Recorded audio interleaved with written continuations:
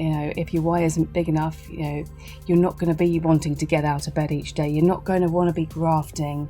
You're not going to be wanting to spend that much time on something if you can't answer in a satisfactory manner why you want it so much. Amanda Lamb is our guest today on CallumConnects Micro-Podcast. Amanda is a clinical hypnotherapist, Reiki and intuitive energy healer, and has been an entrepreneur for the last 10 years.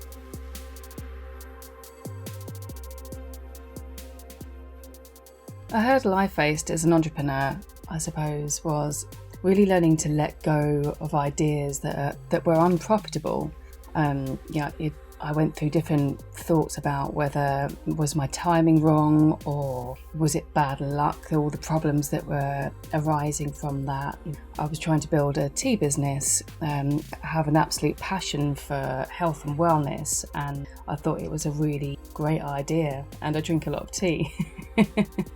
But it just turned out not to be a viable idea, and there were just so many problems that came along. I thought the amount of effort I was putting into this, per unit for a box of tea, the returns were just not the same as if I was working with a high ticket product. So with that, I thought, how much is this going to affect the world? What is my imprint going to be? Am I really going to leave that much of an impact, even though it's a passion? And I suppose that leads into my why wasn't strong enough for this particular business model. So I ended up transitioning, but it took me 3 years of trying different angles, trying to make this work before I accepted that I had to just move on and transition into something else.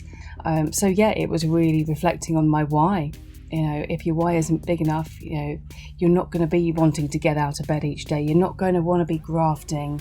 You're not going to be wanting to spend that much time on something if you can't answer in a satisfactory manner why you want it so much.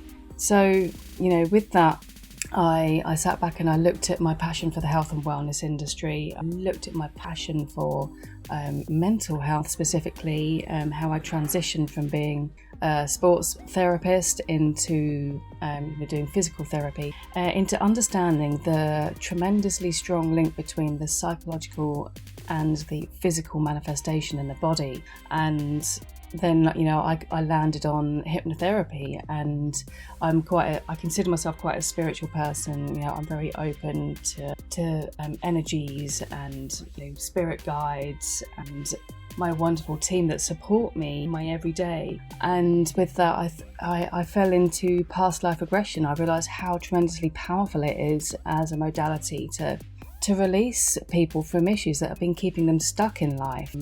My own example was I've been on a long healing journey now. I'm on a wellness path away from fibromyalgia, and I recognised through one of these journeys, one of my issues was nerve damage that left an energetic imprint in me from a past life where I had a really bad accident.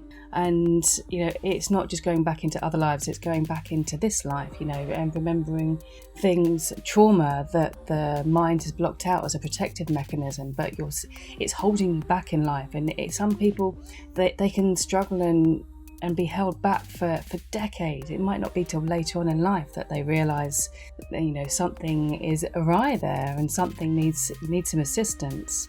So now I'm a hypnotherapist and I specialise in past life regression. If you enjoyed this podcast and would like to find more inspiring information about entrepreneurs around the world doing incredible things, make your way to enterprisezone.cc.